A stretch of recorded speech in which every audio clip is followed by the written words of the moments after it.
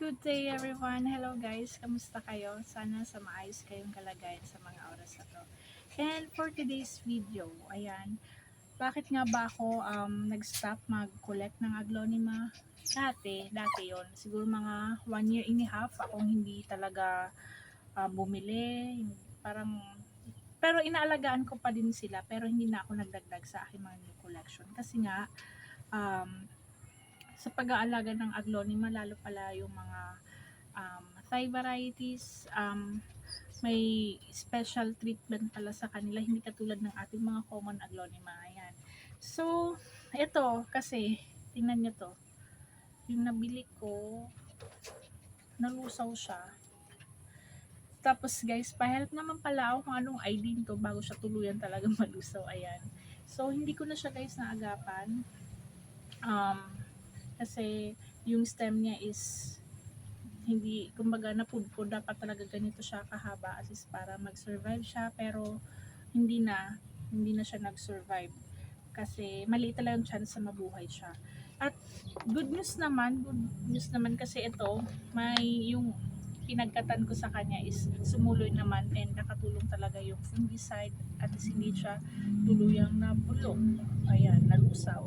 Kaya sabi ko guys, paulit-ulit ako sa akin mga previous vlog, lagi talaga tayong mayroong fungicide kasi lalo kung magpapropagate tayo or aksidente na puputol, at least meron tayong pang prevent sa fungus kasi kapag nasusugatin ng ating mga plants talagang prone talaga yun sa pagkabulok, lalo silang kakapitan ng fungus. So ayan, mura lang naman yun guys, kaya kesa naman wag na kayong gumaya sa akin, madami talagang nalusaw na ng aglonema dahil nga yan, napupo sila.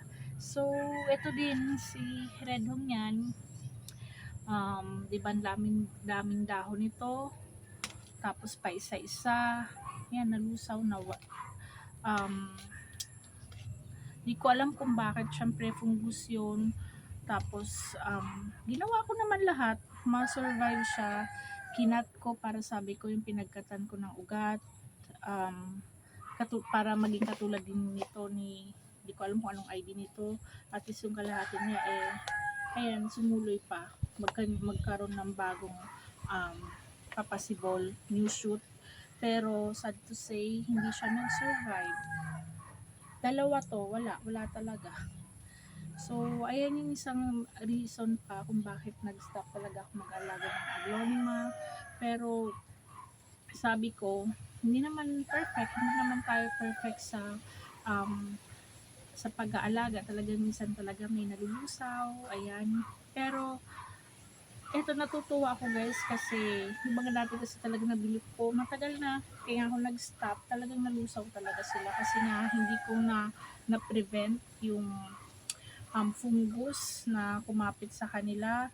Kasi nga sabi ko, kapag imported aglonemas pala, may special treatment and medyo masela, hindi lang medyo, talagang maselan sila. So nasanay kasi ako dun sa dati sa common aglonema na itusok mo, i-cut mo, masugatan mo sila kahit wala kang ilagay na fungicide, okay sila. Pero ito palang mga imported aglonemas hindi. Ayan. So ito, sana yung mga aglonemas nyo okay, and so far sa mga nabili ko, ito lang naman yung nalusaw. Hindi katulad talaga dati, kaya ako nawalan ng gana kasi lagi silang nalulusaw. Kaya eto, so far okay naman, and hindi na katulad na dati kapag nalusaw pa nai-stress ako. Kaya hindi na, kasi sabi ko, ganun talaga. Ginawa ko naman yun kasi ito, nag-survive naman siya. Tapos yung iba naman, di ba, super white, si 9 karat, buti na na-save ko siya.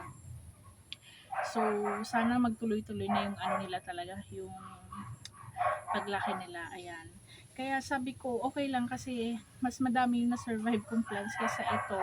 Pero si Hong yan, nag-hope ako na makaka-survive siya kasi ayan, medyo may ugat naman yan nung inano ko siya, kinat. So sana.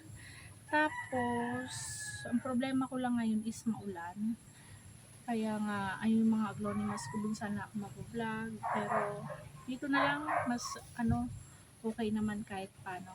So ito guys, shinare ko sa inyo based lang naman sa aking experience, and sabi ko wag natin kakalimutan na lagi tayo may fungicide. Kapag may aglonema, dapat lagi may fungicide. Ayan, kasi siya yung makakapag-prevent sa mga fungus, kasi nga, lalo yung mga siselan is kapitin ng fungus. Ayan. So, kung nawalan kayo ng ganang mag-alaga ng aglonema, ganun talaga, kasi sabi, ay, madali lang naman alagaan ng aglonema. Hindi naman, kaya kapag tin-try nyo, hindi siya ganun kadali din. Kasi, kung common, oo, wala akong masabi. Pero kapag mga imported aglonemas, ayan, medyo may special treatment sila. So, hindi ko napapahabain tong video na ito guys, and magpapasalamat pala ako sa aking mga subscriber. Thank you so much. And yung hindi pa pala nakakapag-subscribe, please subscribe, like, comment, and share po. Ayan. And see you in my next vlog. Ingat kayo lagi. Bye-bye!